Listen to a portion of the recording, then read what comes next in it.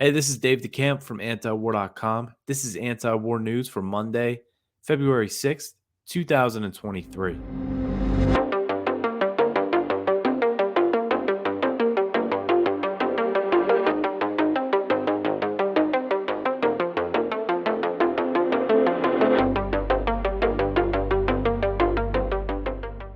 All right, the first story at the top of antiwar.com today. It's a pretty big piece of news we have here. The U.S. blocked an early attempt at a Russia-Ukraine peace deal. So, former Israeli Prime Minister Naftali Bennett said in an interview that was posted on his YouTube channel over the weekend that the US and its Western allies blocked his efforts of mediating between Russia and Ukraine to bring an end to the war in its early days. So, when the war first broke out, Bennett was still the prime minister of Israel and he attempted to mediate a peace deal. And on March 4th, 2022, so very early, just a little over a week after Russia invaded on February 24th. So on that date, Bennett traveled to Russia to meet with Putin. And in this interview, he detailed his mediation efforts at the time between Putin and Zelensky. He was talking to Putin and then he would call Zelensky. He was calling them back and forth. And he said he coordinated this process with the US, France, Germany, and the UK. Bennett said that during his mediation efforts, both sides agreed to major concessions. For the Russian side, he said that they dropped denazification as a requirement for a ceasefire, which Bennett defined. He said denazification basically meant regime change and the removal of Zelensky. During his meeting in Moscow with Putin, Bennett said that the Russian leader guaranteed that he would not try to kill Zelensky. And that was basically all the headlines about Bennett's interview were about how Putin told him he wouldn't kill Zelensky. And all the Western media kind of write-ups about this didn't mention that he said the US and its allies tried to block the peace deal. But it is interesting. He said the interview. I linked to it and it's subtitles in English. It's really interesting. He says a lot about this mediation effort and what he thinks about the war. So you go just check it out and watch it. He says a lot of very interesting things. It's rare to see, like a world leader be this candid about this time period when the war first started. But anyway, so when he said Putin gave him a guarantee that he wouldn't kill Zelensky, and then he called Zelensky and told him that, and then he said just a few hours after that, Zelensky put out a video, saying where he was and that he wasn't afraid. So major concessions. He said Putin dropped denazification, and then he also said that he would not seek the disarmament of Ukraine. The demilitarization was also dropped. And for the Ukrainian side, Bennett said that Zelensky renounced that he would seek NATO membership. And Bennett himself said that the reason for Russia's invasion was that Ukraine was seeking NATO membership. Basically, that it was, becoming a de facto NATO member. So he said that was a big deal that Zelensky dropped that. And reporting at the time reflect what Bennett is saying here. I remember this. I wrote about it at the time. There was a few reports about citing Israeli officials about how they were getting close to a deal. I'll read from this Axios report. This is from March 8th, so just 4 days after Bennett was in Moscow meeting with Putin. Axios wrote, quote, Putin's proposal is difficult for Zelensky to accept, but not as extreme as they anticipated. They said the proposal does not include regime change in Kyiv and allows Ukraine to keep its sovereignty, end quote. So discussing how Western leaders felt about his mediation efforts, Bennett said that then British Prime Minister Boris Johnson took an aggressive line, while Macron and Scholz, the French and German leaders, were more pragmatic. And interestingly, he said that President Biden adopted both positions. But ultimately, the Western leaders opposed Bennett's efforts. He said, quote, I'll say this in the broad sense. I think there is a legitimate decision by the West to keep striking Putin and not negotiate, end quote. So that he said they want to keep striking Putin. And that was the, Google translation of this interview that was done in Hebrew. And then when he was asked if the Western powers blocked the mediation efforts, Bennett said, quote, basically, yes, they blocked it, and I thought they were wrong, end quote. So, explaining his decision to mediate, Bennett said that it was in Israel's national interest not to pick a side in the war, citing Israel's frequent airstrikes in Syria, which he said happens about once or twice per week. Bennett said that Russia has S-300 air defenses in Syria and that they could, shoot down Israeli pilots if they want.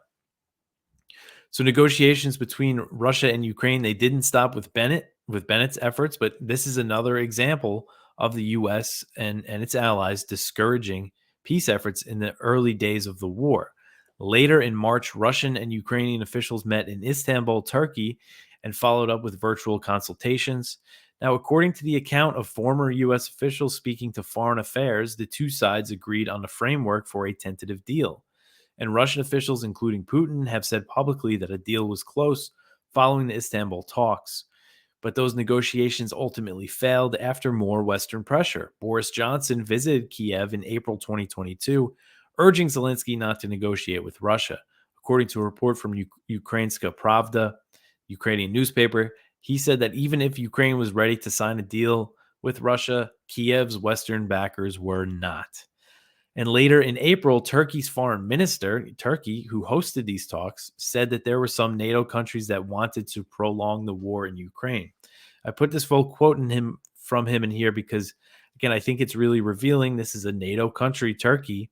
Of course, they're pretty, they never really fall in line with NATO, what NATO wants, but still very interesting. They hosted the talks to see a Turkish official said this. He said, quote, "After the talks in Istanbul, we did not think that the war would take this long. But following the NATO foreign ministers meeting, it was the impression that there are those within the NATO member states that want the war to continue. Let the war continue and Russia gets weaker. They don't care about the situation in Ukraine," end quote. Just a few days after those comments, Lloyd Austin, the U.S. Secretary of Defense, said that one of the U.S.'s goals in supporting Ukraine is to see Russia weakened. So again, this is a huge story here, another example, and why it's just such a shame and just such a horrible thing that the U.S. did by discouraging peace talks is because now, almost a year later, hundreds of thousands of people are dead, and Russia controls more territory. And they didn't get into the territorial situation, Bennett, in that interview, but the reported deal that they came to in Istanbul was that Russia would pull back to the 2014 lines. But now Russia has annexed all this other territory. And apparently, according to this report, this is from Kyle Ansel in this next article here, Biden pushed a peace plan that recognized Russian control over 20% of Ukraine. And this is according to a Swiss newspaper, Neue Deutsche Zeitung. I probably totally butchered that, but it's usually abbreviated NZZ. This is unconfirmed, but it's a very interesting report. And it said that President Biden dispatched his CIA director to Kyiv with a proposal to end the war in Ukraine last month. The peace plan that was offered, it was offered at the same time that the White House was preparing significant escalations in military support for Kyiv, including announcing that it would send Abrams tanks. So the report cites high-level sources in Berlin who claim William Burns, the head of the CIA, traveled to Kyiv in mid-January to meet with Zelensky, and there was reporting at the time that said he went there. There weren't really details on why. But according to this NZZ report, Burns said he offered a deal to Zelensky wherein Ukraine would cede about 20% of its territory to Russia in exchange for Moscow ending its war in Ukraine.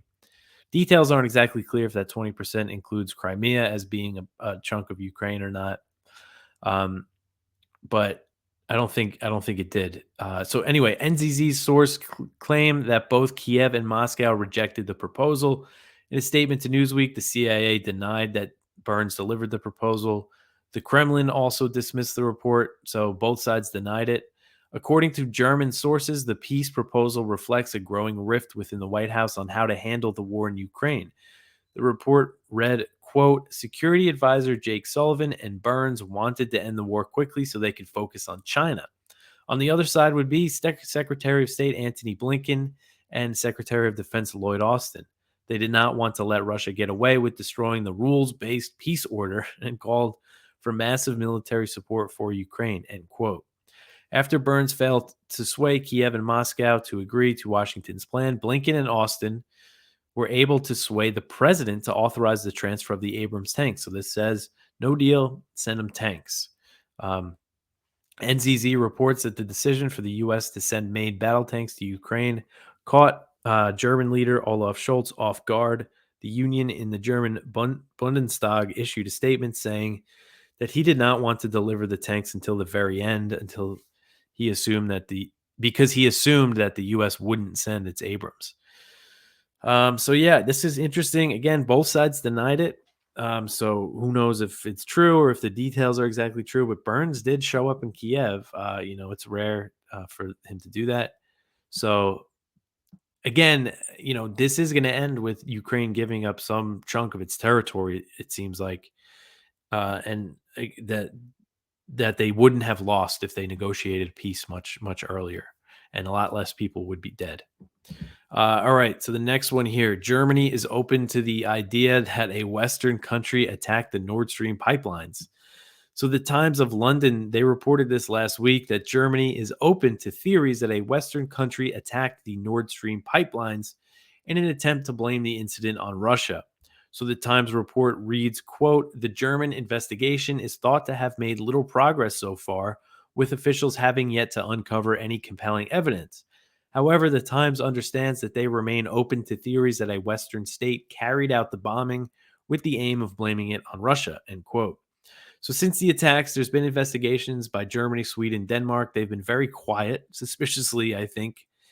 Quiet, not offering any details, really not blaming anybody. And there's been reports in Western media saying that there's no evidence Russia was involved. There was a big report in the Washington Post that cited like 23 officials from all different countries saying, yeah, no evidence Russia was behind it. And for their part, Russia has blamed the British for doing it. And of course, they denied it. And we haven't seen evidence that the UK did it. And of course, the US has all this motive for attacking the pipelines as they tried to stop Nord Stream 2 with sanctions. And Victoria Nuland, who she's currently the Undersecretary of State for Political Affairs, she said in a Senate hearing last week that the Biden administration was happy that the Nord Stream 2 pipeline was a hunk of metal at the bottom of the sea, as they put it. And she was addressing Senator Ted Cruz, Republican from Texas. Both used the term before the war to describe the pipeline, as it was never delivering gas to Germany. Cruz, before the war, was really pressing Biden to sanction Nord Stream AG, the company in charge of the pipeline. The Biden administration held off from sanctioning that company. So Cruz was really pushing it. But so the Nord Stream 2 was never flowing with gas, and Nuland and Biden made threatening comments against it before the war. And Blinken said after the sabotage that it offered a tremendous opportunity to wean Europe off Russian gas. So the U.S. has all the motive to do it. But again, we haven't seen evidence, it's going to be really tough. I don't think we're ever really going to see evidence, that says exactly who did it. But I think it's safe to assume that it was either the U.S. or one of its allies, like the British or the Polish. But we don't know for sure. And I'm not going to sit here and say certainly, but, I'll let you guys, speculate on all that stuff. All right, the next one, the U.S. announces longer range rockets for Ukraine. So the Biden administration on Friday announced a new $2.2 billion arms package for Ukraine that includes longer range rockets. So I went over this last week. There was a report that they were going to send these rockets, the ground launched small diameter bombs. The GLSDB is the abbreviation for them. They can hit targets up to 94 miles away, nearly twice the range of the munitions that Ukraine is currently using with the U.S.-provided HIMARS rocket systems.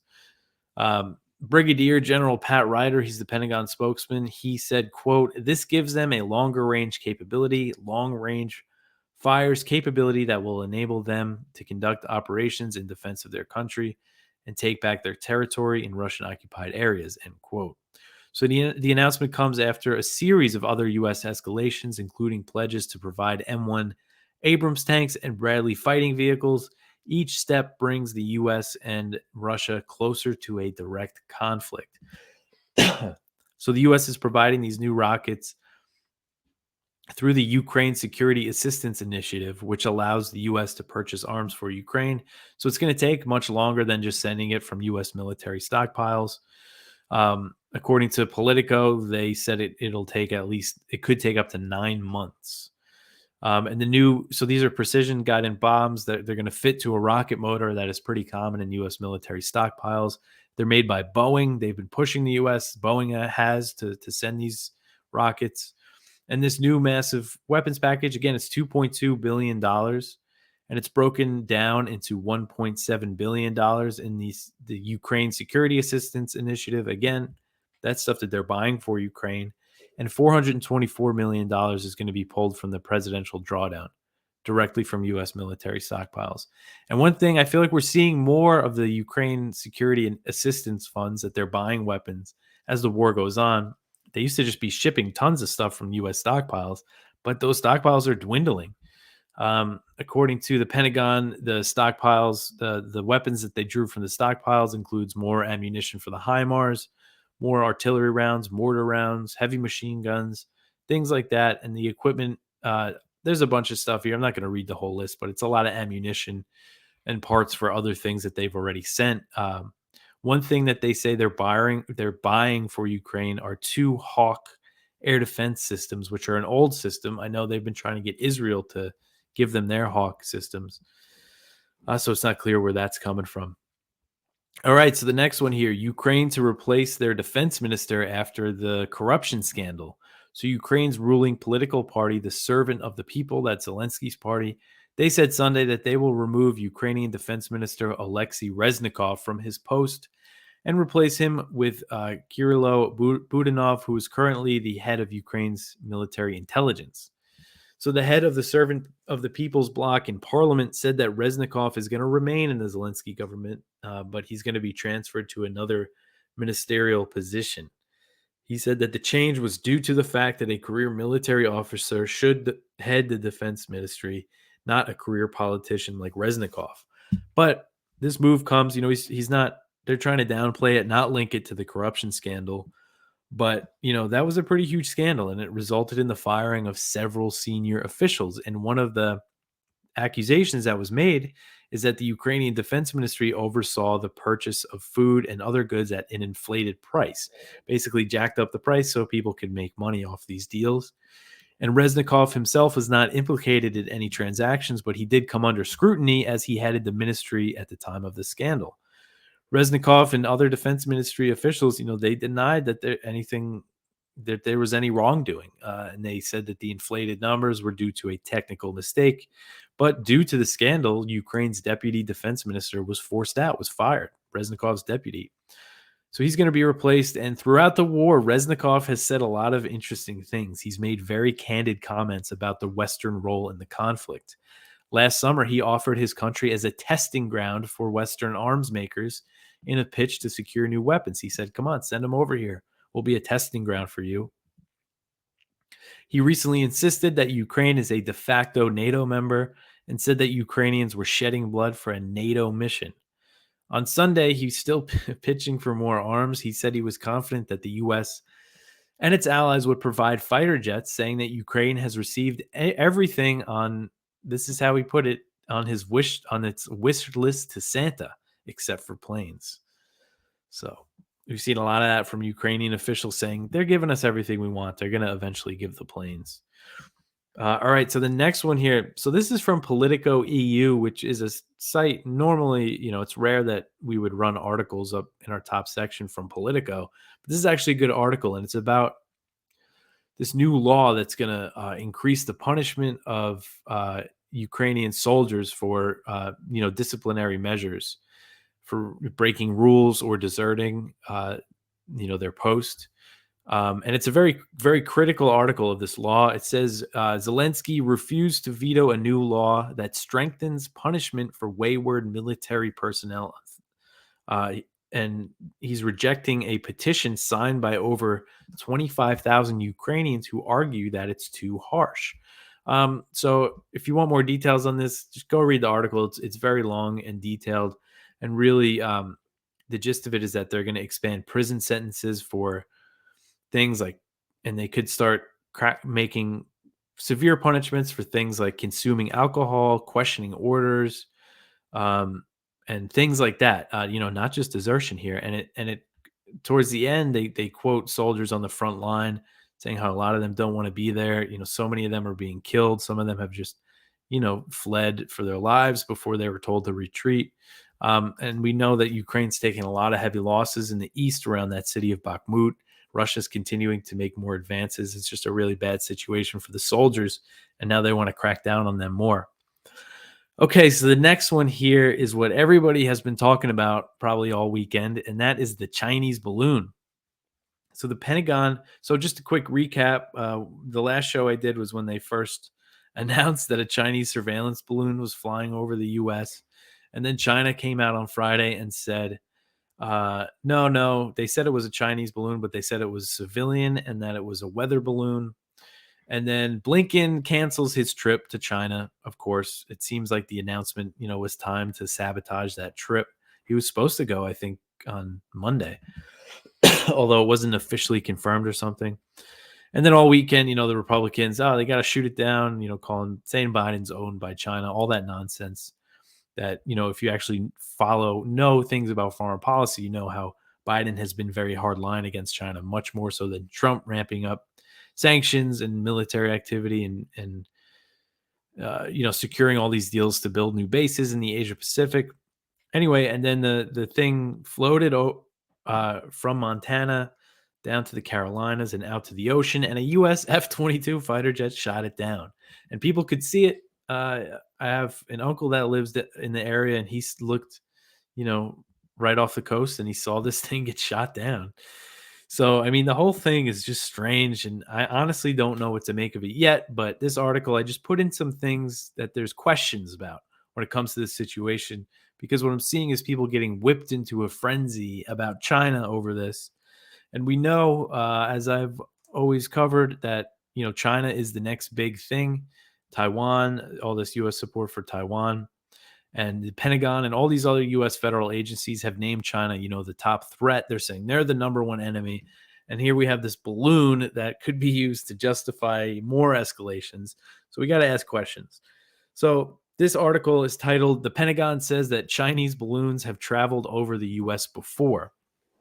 So when the Pentagon first announced a Chinese balloon was transiting U.S. airspace, the official that announced it said that similar instances have happened in the past, including at times before the Biden administration. So on Saturday, a senior Pentagon official briefing reporters was more specific, saying that it happened 3 times under the Trump administration and at least once under Biden. So they're saying 3 times under Trump, these balloons were over the continental United States. Fox News reported that at least one Chinese balloon flew over Florida and Texas during the Trump administration. But President Trump and former top officials in his administration, former DNIs, former defense secretaries, John Bolton, they all came out strongly denying the claim, saying it's made up. And I've seen a lot of people, Trump supporters, and just, I could see why you might think that the Biden administration is just making this up because they want the Trump administration to look bad. But later on, an unnamed senior Biden administration official claimed to Fox that the balloons that transited over the U.S. during the Trump administration were only discovered after he left office. They went undetected, an administration official said. So again, it's strange. But what I wanted to mention here is that, foreign surveillance aircraft or alleged foreign surveillance aircraft operating in the U.S. might not have raised any alarms before the Trump administration withdrew from the Open Skies Treaty in 2020.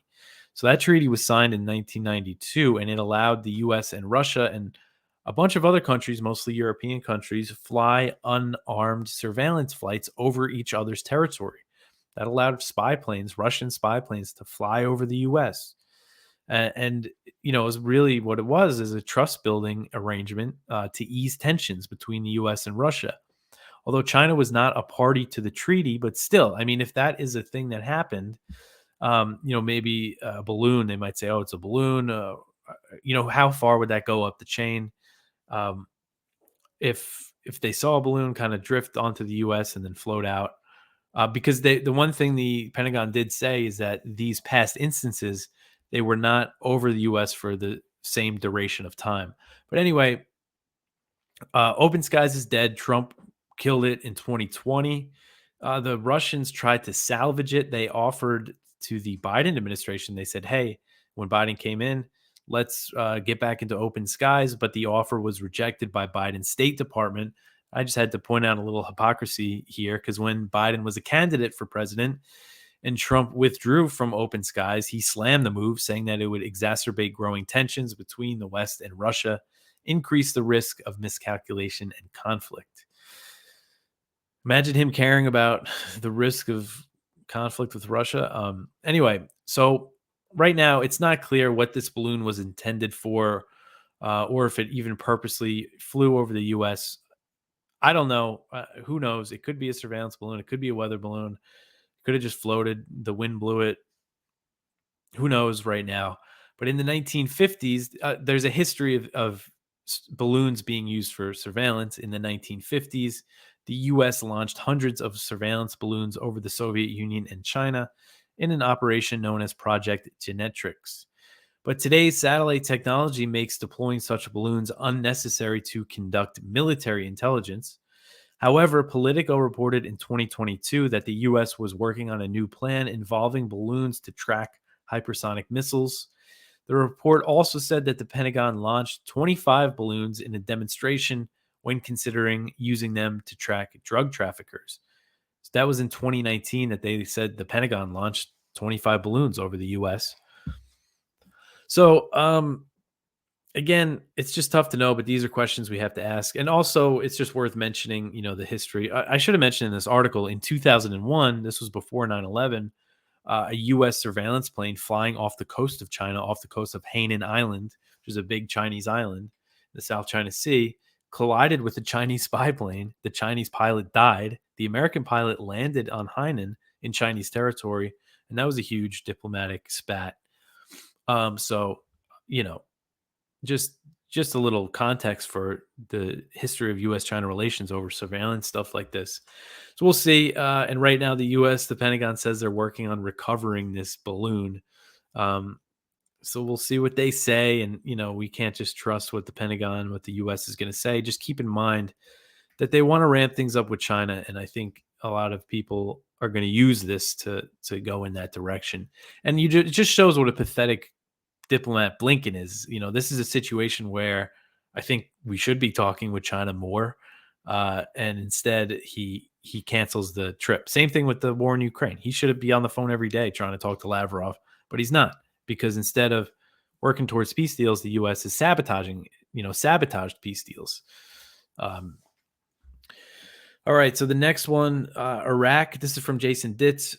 Iraq's central bank governor urges the U.S. to scale back dollar restrictions. So what I went over last week, how the U.S. Federal Reserve has control of Iraq's access to its money, basically its U.S. dollar reserves. They've been keeping a tight grip on it.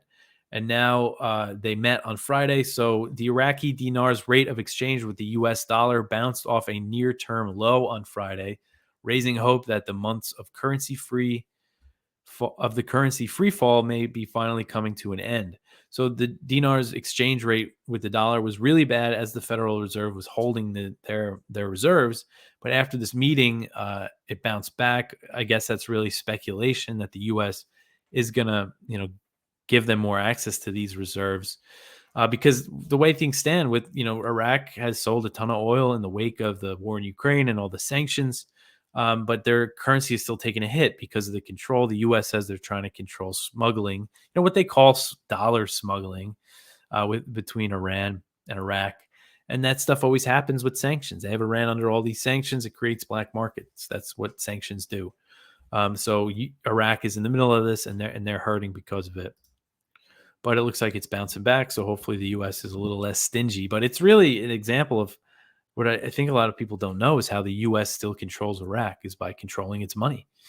All right, the last one here, Mike Rogers says that the Pentagon cuts are on the table. So this is from Responsible Statecraft. And Mike Rogers, he's a Republican from Alabama. He's the chairman of the House Armed Services Committee. And he says that they're closely examining military programs that could be on the table for cuts as they're looking to reduce the budget. So I am very doubtful that we are actually going to see Pentagon budget cuts, but it's good to see them talking about it, including Rogers. I mean, he's again, he's not just some random Republican. He's the head of the House Armed Services Committee. But anyway, that's it for the news. That was a lot of stuff. Go check out our viewpoints. We have one from Ted Snyder, The Missed Opportunities of the War in Ukraine, and there was a lot of them. One from Bryce Green over at Fairness and Accuracy in Reporting. Facebook protects Nazis to protect Ukraine proxy war. One from Brett Wilkins, top Bush lawyer admits Gitmo military commissions are doomed from the start. Jake Werner, a responsible statecraft, Washington inflates the China balloon threat. And then our spotlight is from Doug Bandow, Pompeo, and the Prince. But that's everything for me for today. Tomorrow, actually, no, on Monday. So if you're listening to this on Monday, I'm going to be on Russell Brand's show, which is pretty cool. He does it on Rumble. It streams at noon Eastern time. So if you want to check that out, and I think he does the interview is like the last segment of the show. So you could go watch me on there. It's great. He has a huge platform. A ton of people watch his show. So hopefully that'll get antiwar.com some more traffic. But that's it for me for today. Like and subscribe on YouTube, Odyssey, Rumble. If you listen to the audio version, leave a review. That helps. And I appreciate all that stuff. I appreciate all the comments on YouTube. That's it for me for today. I'll be back tomorrow with some more news. Thanks for listening.